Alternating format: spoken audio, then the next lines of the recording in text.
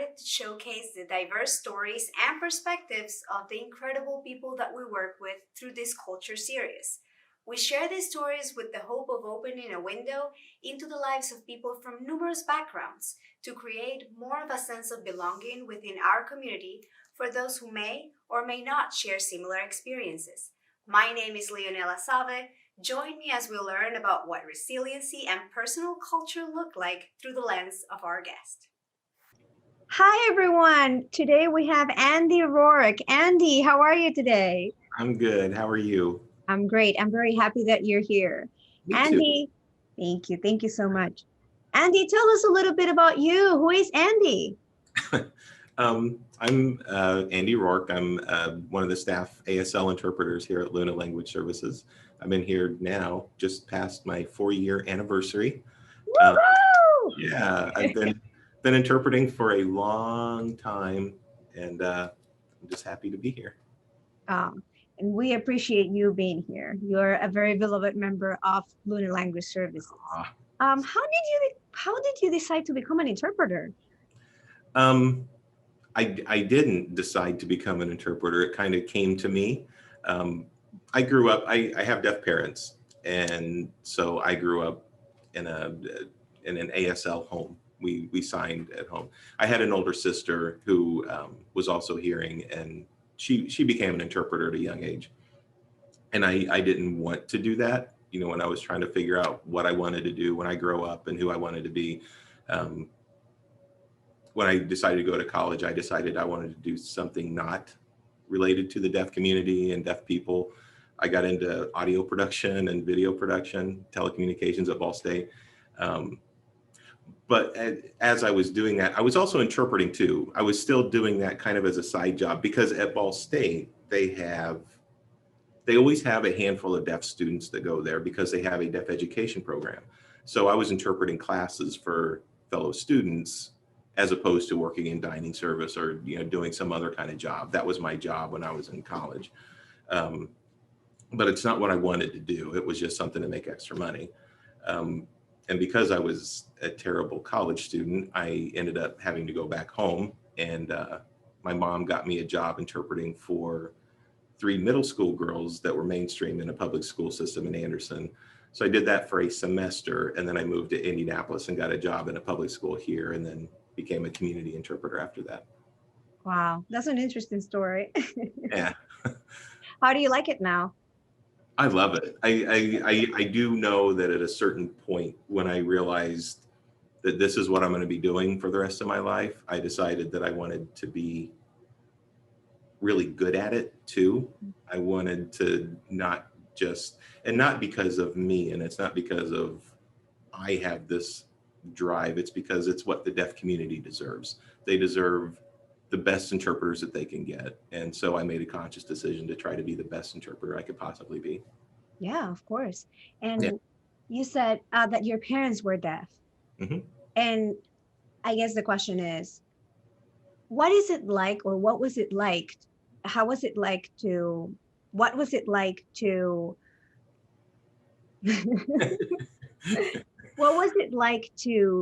grow in a deaf family, being a person that can hear? Yeah, and people ask me that a lot. So at the time when I'm a kid, I didn't know that it was different at first. You just, because it's your family, this is your mom and dad, and you don't realize what it's like out there for other people. Until you start going to school and you make friends in elementary school, and then you start having sleepovers. That was when I started to realize my house is very different than what goes on in my classmates' friends' houses. One of the most striking things I can remember as a kid, when I was staying all night with a friend of mine, they had a stereo system with records in their living room or in the family room. And I saw it and I was like, oh, cool. So I was like rifling through the records, and my friend was like, no, don't touch those. You can't mess with those. Those are my parents. And I thought, because my parents didn't listen to music, I didn't realize adults listen to music. I didn't realize that was a thing.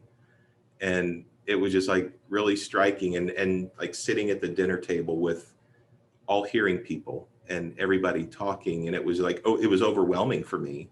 Yeah, right. But, Because everyone was talking and not signing. Is that what you right. mean? Yeah, because it's noisy, you know, and who are you looking at? Who's talking to who? And it was just very different for me. I can remember this one family became kind of like my adoptive hearing family. I'm still in touch with them. I mean, that I don't know if they realized that they were my kind of surrogate hearing parents.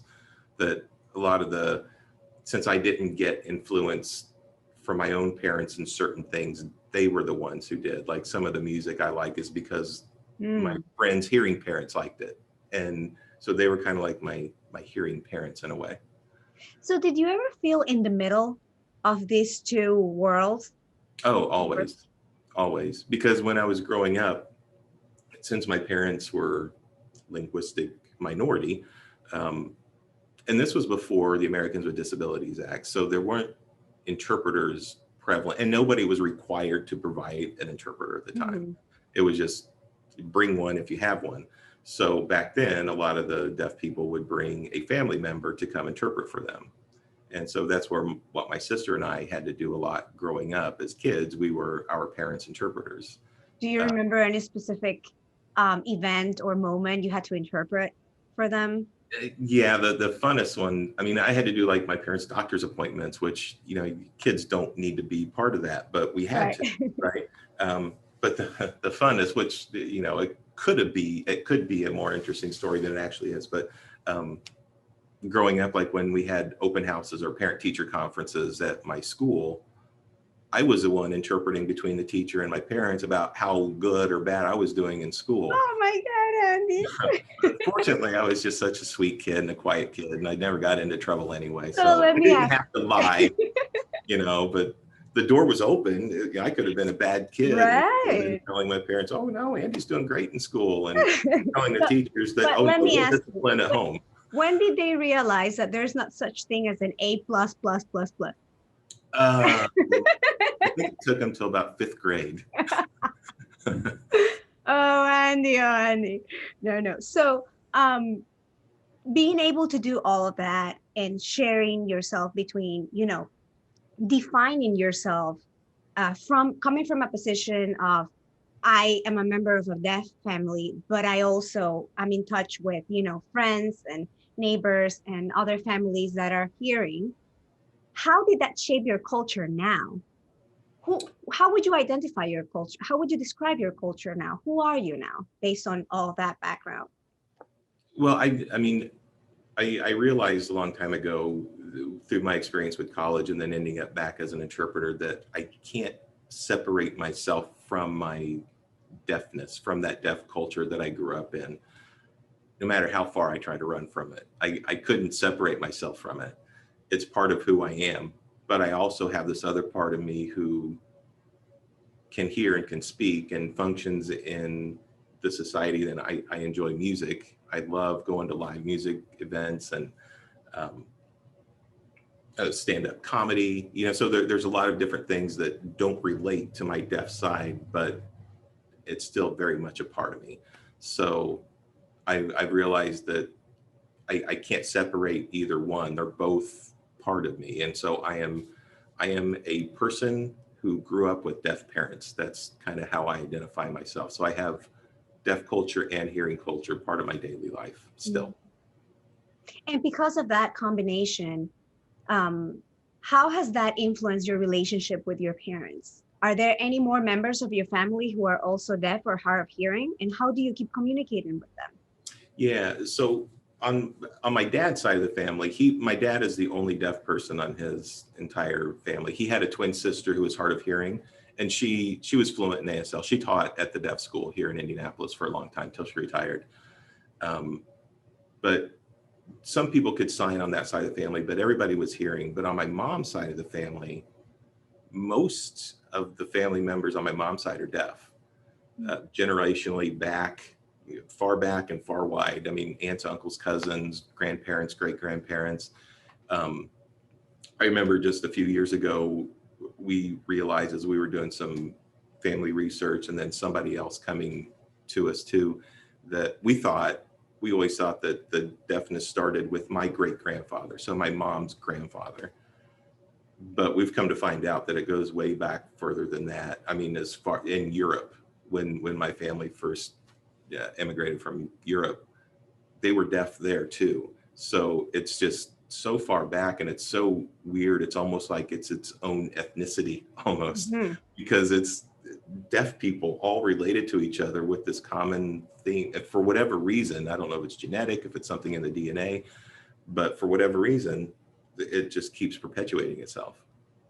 Yeah, it makes a lot of sense, Andy, from what you're telling me, because I'm Hispanic and Mhm. I also share a different language. My native language is Spanish, not English. So your family spoke or signed ASL, Mhm. right? But because of that, you also are describing certain traditions or certain beliefs that you have, that you had when you were living with your parents, and it's part of you, it's part of your family. Mhm. And that also goes back so many years in the past, right? So you have ancestry, you have tradition, you have language. So it makes total sense that you feel it as an ethnicity.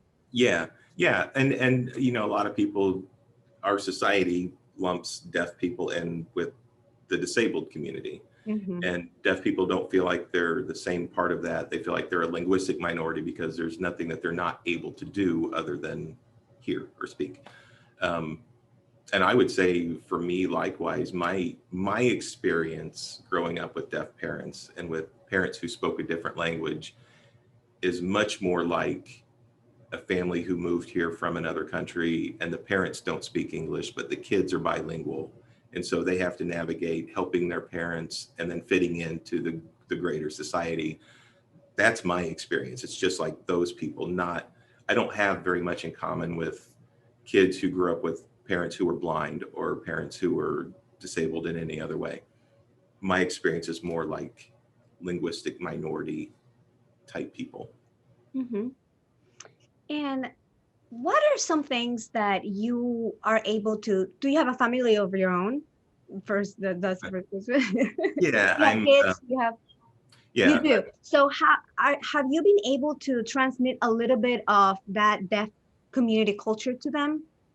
How had you adapted, this background that you have to your own family? Yeah, not. I wish I would have done a better job with my own two kids. They're 20 and 18 now, but um, my oldest son took community ASL classes with his mom's mom, his grandmother, who's Mhm. hearing. They took some community ASL classes, and it didn't really stick with him. He's been around my parents and some extended family members as well, so he's been exposed to it. He's been around it. He gets it. Mhm. But he's not fluent by any means. And then my youngest son, Sammy, is he gets it a little bit better, even though he's not fluent either, but he can understand and communicate. And he's getting ready to take his first ASL class at Ball State this semester. Oh, So great. I'm really excited for him. That's great. That's great. So you have been able to transmit a part of your culture to them if they're I doing think it. so. That's Yeah. awesome. Yeah. Yeah. What about for you? Do you have maybe a sign or um, something you remember that is significant to you with your parents or for you with your friends? Um, I don't know that I have a specific sign. A story that I like to share with people too is when I was a kid and kind of navigate this whole, my parents are different than everybody else. I was playing Little League Baseball one year, or I played my whole life, but there was one particular year that we were short one coach. We needed one Mhm. more coach. And my dad told me that he was going to help coach my Little League team. And I was 12. And I thought, no, no, I don't want my dad, not because I didn't, you know, I knew that I was going to be an interpreter. I Okay. was going to have to help him interpret for what was going on. Oh, okay. And I knew it was going to put me in a role, and I didn't want to do it. I didn't want my dad any part of my Little League team. Um, but my dad is my dad, and he knows that he can do anything. he has no barriers. There's not, so he did it. He came and coached the team, much to my chagrin. And What did you do? Did you interpret for well, her? well, what happened? What I realized something about acceptance of my parents at that time, because there was another kid on the team who was like, he was the cool kid. You know, he was a good baseball player. He's a cool kid. The girls liked Popular. him. Yeah, the girls liked him and everything. And there was one day we were sitting on everybody, and we were like on our break, and we were sitting on the bench in the dugout. And he leaned over to me and he goes, dude, I love that your dad is coaching this team. I love when I get assigned to your dad's thing. I'm like, are you serious? And he goes, yeah, your dad's hilarious. He's funny. He's a good coach. And he was just telling me all these wonderful things about my dad. And he was the cool kid. You know, it wasn't something that separated us. It was, Right. I realized, I think from that day on, I kind of like looked at my dad a little bit differently, with a little bit more pride, I guess, both my parents. And I had shared with you before, I know, like, because growing up, being here, sometimes we would be out in public, we'd be at a restaurant or something, and I could hear other people making comments about us when we're at our table signing, and, you know, derogatory comments, making fun of us, whatever. But they didn't know that I could hear. But I never could bring myself to tell my parents that. So to have this kid tell me how cool my parents are was really affirming for me. Yeah, of course. So I don't know if that answered your question. Yes, no, totally. You're talking and I'm feeling like I can relate to you because, you know, many times I felt, and I have friends that have been living here in the United States for many, many years since they were little. And, you know, you always feel awkward about, you know, are my friends going to accept me with this accent? Or, oh, mom, don't do that. Oh, mom. I remember when I was at the university, my mom would say, oh, fix your clothes. And I was like, oh, mom. So, you know, I think it's a common thing that it happens. And then with time, you realize that, you know, there are things that you don't perceive the same way as other people perceive them. And then you grow from that, and you just, you know, either adapt to a certain circumstance or just overcome challenges that present to you. So I can totally relate to what you're saying. I think a lot of people won't find it weird, and will find it that they had that experience as well. Yeah. Definitely. And one of the things too, when I mentioned like staying all night with other friends and being exposed to their hearing families, likewise, when friends would come stay all night with me, when I'd have a sleepover, which I was very picky about that, because, you know, I just was careful about who I would have come over with, you know, so they could see what it's like in my home, right? But they always loved it. My friends always loved it because, you know, we could be a little bit louder than we could at their house. You know, we didn't have to be as quiet. You know, we didn't have parents coming in telling us to shh. You know, there was none of that. Yeah, we could laugh and yell and whatever. But yeah, I realized the differences early on. Yeah, definitely. And Andy, we've talked about your family and how you have been able to transmit your culture to your kids, and, you know, about your life experience as being hearing but a member of the deaf community. What about at your work as a working adult? Have you been able to share part of that culture with your coworkers? How has your experience been while working? I hope I've been able to share that with my coworkers. I don't know, because I'm not here very much, so I don't get to be around a lot of the non-ASL people very much. But I don't know that I like overtly represent my culture, but maybe they're just things that people see in the way I carry myself or how I approach things, that they can kind of see that I'm not the typical hearing person, that I come from somewhere different. But, you know, I am your coworker, and it's true that I don't see you that often, but I remember this experience as if it was as if it had been yesterday. I remember you were talking about the deaf community and deaf culture, and it made such an impact on me. I remember your exact words. I remember everything you said. I remember, you know, how you said it, how you felt when you were saying it.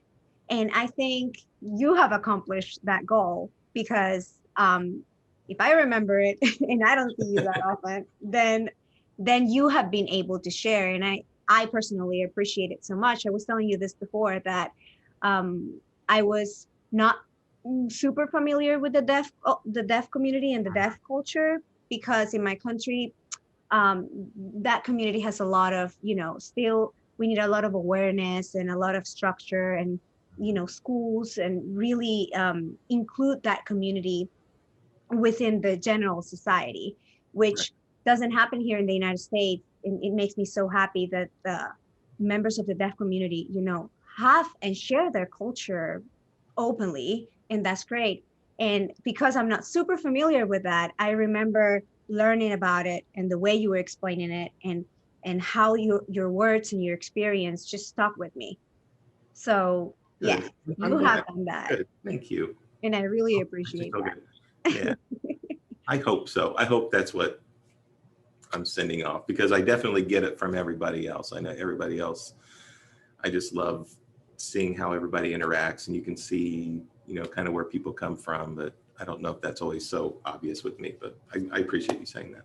Yeah, you know what? And hearing you and hearing the experiences of other people that are members from the deaf community make me want to um, made me want to learn more about it and try to be more close to it. For example, I was trying to learn different signs to be able to, if I encounter someone out there who signs, who can, ask for help or anything, or I need to ask for help, I am able to at least communicate basically with them. Like, for example, thank you, right? You say thank you like this. Thank you. Yeah, Thank you. And please, please. right? Please. So yeah, that has been another thing that I appreciate in the workplace, that you and other members of the deaf community are able to share with the hearing, with us hearing. Yeah. Well, I thought of 3 signs that I could maybe show you in light of Yes. with everything that's going on in our country right now. I think these are appropriate. Cooperation. Okay. So you do Like this. middle finger, Middle finger. Okay. and then you link them, Yes.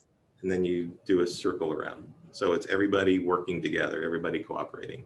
Cooperating. Yeah. Everybody working together. And this one I've always liked too. It's partnership or ally. Oh, that's a good one. I So like that one. It's hand in hand. So it's very obvious. I mean, it's working together, and I feel like You have to do what it we in need this direction, like this. No, it's just grasping. Yeah. Oh, okay. Perfect. Yeah. Great. And the third one? Advocate or support. Support. Yeah. Oh, sorry, like this. Boosting up. Yeah, there you go.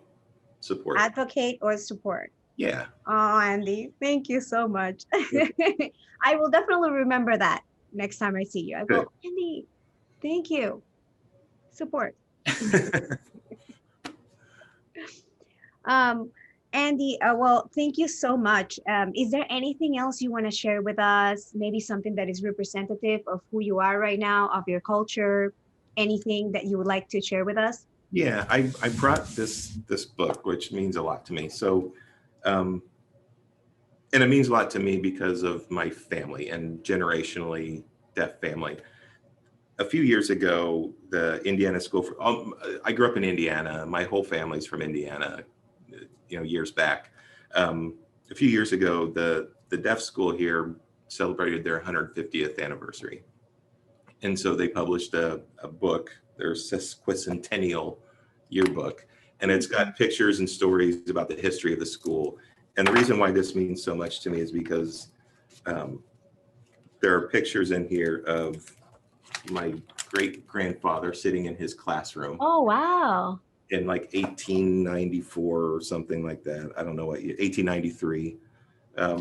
What was his name, Andy? His name was Otto Bippus.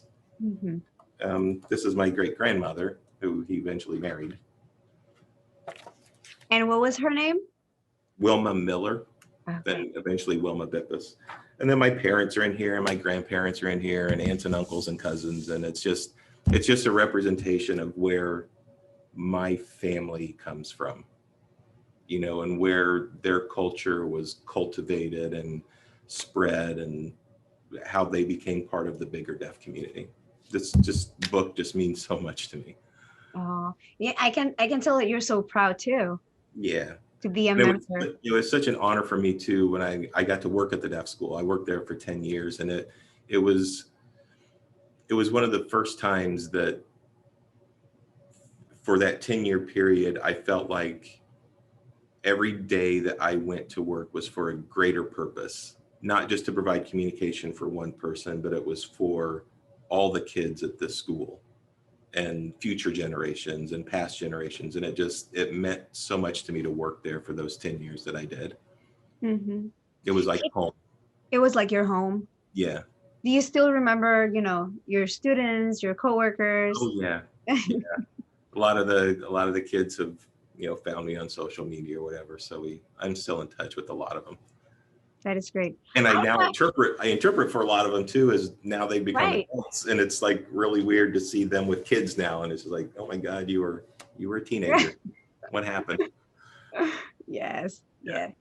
Life is it surprises you. It Yeah. surprises you because I remember at the beginning when I asked you the first question, you were saying, I never thought I would become an interpreter. I wanted to get away as far as I could from all of that.